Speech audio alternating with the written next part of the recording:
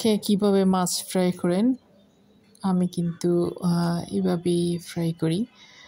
আমার রেসিপিটা আমি আপনাদের সাথে শেয়ার করব। আমি যেভাবে করি আর কি। এটা কিন্তু একটা সামুদ্রিক মাছ।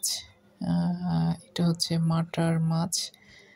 খুবই মজার কিন্তু মাছটা, অনেক বেশি মজা হয়। যাই হোক, চলেন তাহলে দেখে নিই আমি কীভাবে এই মজার মাছটা খুব সহজভাবে ভুনা করি। তার রেসিপিটা, প্রথমে তো মাছটা খুব ভালো করে ধুয়ে নিয়েছি পরিষ্কার করে, আর এই যে একটা পাশ দুই পাশ এইভাবে করে একটু কেটে নিয়েছি যাতে মরিচ মশলাগুলা মাছের মধ্যে ভালো করে ঢুকতে পারে। পানিটা খুব ভালো করে ঝরিয়ে নিয়ে দিয়েছি লবণ, হলুদ আর হচ্ছে মরিচ, আর দিয়ে দিব একটুখানি গরম মশলা। এখন খুব ভালো করে এটা মেখে নিতে হবে। এর আগে আমি লেবু রস দিয়ে দিচ্ছি প্রায় 1 টেবিল চামচের মতো। লেবু রসটা দেওয়ার কারণে মাছটা খুব মাছের গন্ধও থাকবে না, আবার খুব ভালোভাবে কিন্তু ফ্রাই হবে, মুচমুচা হবে, ফ্রাইটা খুব সহজে হয়ে যাবে।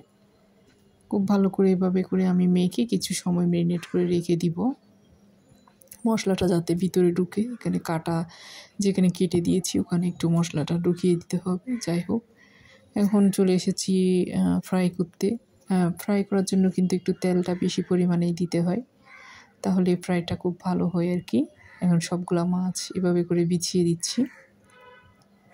সবগুলো মাছ দেওয়ার পরে এটা কিন্তু বেশ কিছু সময় আমি হাই হিটে রাখবো, যাতে নিচের দিকটা লেগে না যায় আর খুব ফ্রাই হয়ে যায় আর কি। নিচের একটা পাশ যখন লালচে হয়ে যাবে তখন আমি এটা উল্টে দিচ্ছি।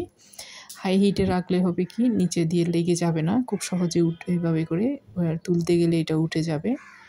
দেখেন একটা পাশ কিন্তু অলরেডি হয়ে এসেছে।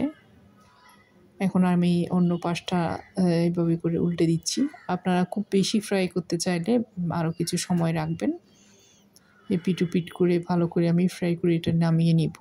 আর ফ্রাইটা যার যার উপরে ডিপেন্ড করে, বেশি কড়া করতে চাইলে একটু বেশি সময় রাখবেন মিডিয়াম হিটে।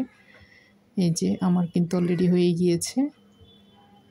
রেসিপি ভালো লাগলে লাইক, কমেন্ট, শেয়ার করবেন। আসসালামু আলাইকুম।